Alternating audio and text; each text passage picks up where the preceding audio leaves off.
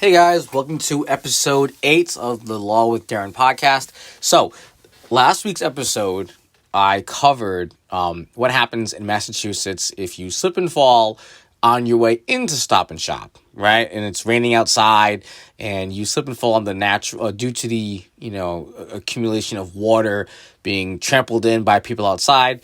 You're gonna lose a case like that, and what's known as a transitory water doctrine. So, for that reason, Mass versus Rhode Island and Connecticut is a little tougher. But if you make it into the store in Massachusetts, you actually get more protection than if you were in a Rhode Island or Connecticut Stop and Shop. Here's why. So, it's known as the mode of operation. So, here's what happens. Prior to 2007, in Massachusetts, in order for a business like a grocery store to be responsible for someone who slipped and fell on like a grape, the plaintiff had to prove 4 basic elements of negligence. The first element was duty. 1, that the store, like Stop and Shop, owed a duty to the plaintiff. 2, that the store breached or broke that duty. 3, that the store's breaching that duty was the cause of the plaintiff's injuries.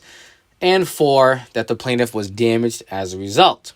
So, it's well settled that a grocery store has an obligation to make their floors clean for hazards like water or grapes or produce. So that's clear cut.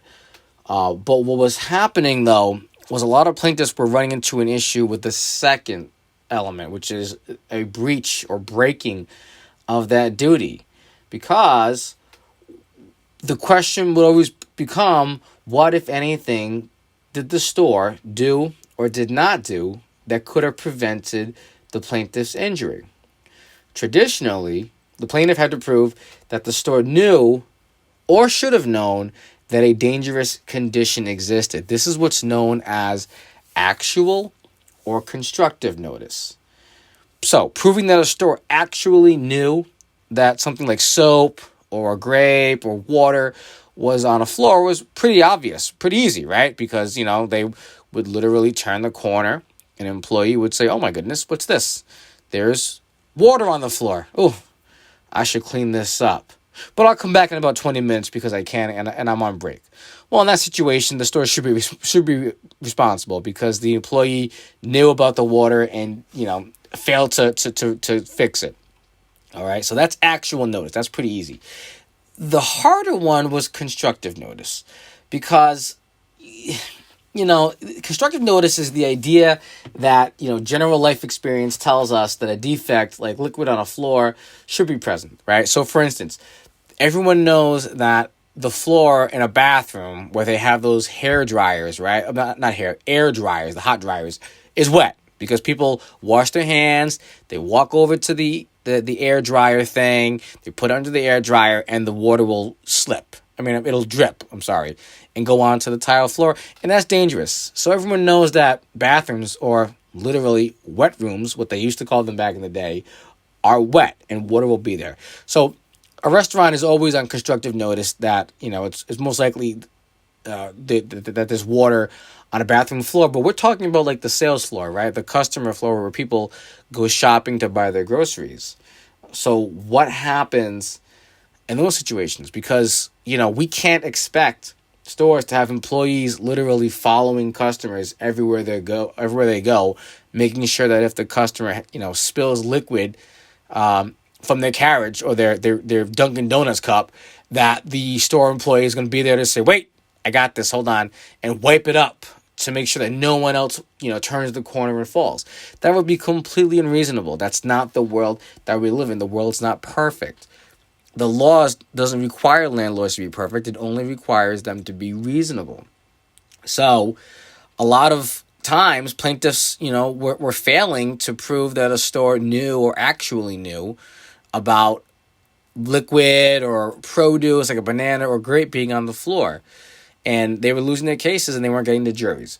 But that all changed in 2007 when the highest court in Mass, the Supreme Judicial Court, came out with the decision of Sheehan versus Roach Brothers, citation 448, Mass 780.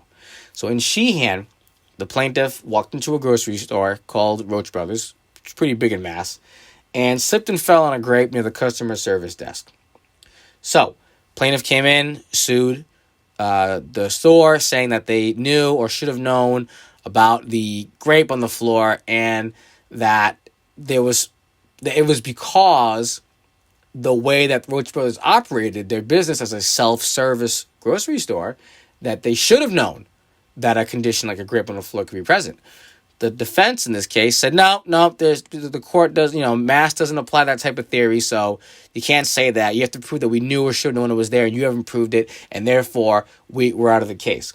Well, the Supreme Judicial Court in Mass, the highest court in Mass, agreed with the plaintiff and adopted this theory of liability that says that, the very nature of a self-service operation, like a grocery store, where customers are invited to walk up and down the aisles and shop for themselves, combined with the recurrent and regular likelihood that something like a grape and produce could be on the floor, basically means that grocery stores are always on constructive notice of a possible defect, such as a grape, grapes on the floors, or bananas, or water, or liquids. And the court made the rule that a plaintiff satisfies the notice requirement if they establish that an injury was attributable to a reasonably foreseeable dangerous condition on the owner's premises that is related to the owner's self-service mode of operation. So there's a lot going on there, all right? But again, the rule is a plaintiff satisfies the notice requirement if they establish that the injury itself was attributable to a reasonably foreseeable dangerous condition, like a grape, on the owner's premises that is related to the owner's self-service mode of operation. So, in this case, in the Roach Brothers case, Roach Brothers knows that customers come in and they shop for grapes. They take grapes off the shelves. They put them in their carts. A grape could fall out. It's absolutely foreseeable. So, that's the rule that the court set up. It really changed the landscape in Mass slip and fall law. Hope you guys liked the decision. Hope you guys liked the explanation. There are a couple cases that came afterwards that kind of clarified it. There's a case of Bowers versus Willie, 475 Mass 34, where the plaintiff fell on those little aesthetic landscaping stones that businesses put places rather than using like astroturf or grass because it's high maintenance, and they tripped and fell on it. And the plaintiff proved that the store knew that these little stones kept, causing tripping hazards for people. And the plaintiff sued and cited this mode of operation theory. And the Supreme Court said, we agree. This applies too. So, in the Roach Brothers case, they sold grapes. But in the Bowers versus P. Willie's case, they didn't sell the actual rocks, but they kept them nearby. And they kept them in an area where they knew people were shopping, and they knew people could fall on it, and they had recurrent issues of these little stones causing tripping hazards. A couple other cases I can post in here. Sarkeesian versus Concept Restaurants. This is 471 Mass 679.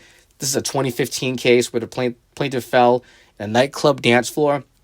And again, the Supreme Judicial Court said, people, nightclubs, people drink. The restaurant, the nightclub allows people to drink and take drinks on the floor, and we all know that people will spill drinks on the floor, so they found and they applied this mode of operation theory of liability of notice to the nightclub restaurant in that case, and allowed the plaintiff's case to go forward. So it doesn't mean that you win the case. It just means that you have got over that little hump, because as a plaintiff, you just want to get to the jury, because if you don't get to the jury, you failed. Everything you did is for nothing. If you do all this work and the court says, we're not going to let you get to a jury, and you don't get there. All right. So guys, hope you guys enjoyed the episode. If you have any questions, like, comment, or subscribe, or comment on Facebook or on YouTube. So again, in summary, the plaintiff still has to prove that a business knew or should have known that a defect, like a banana or a grape, or, in this case, the other case, stones, like aesthetic stones, were present, but they also have to prove that there's a recurrent or regular issue with this type of a defect.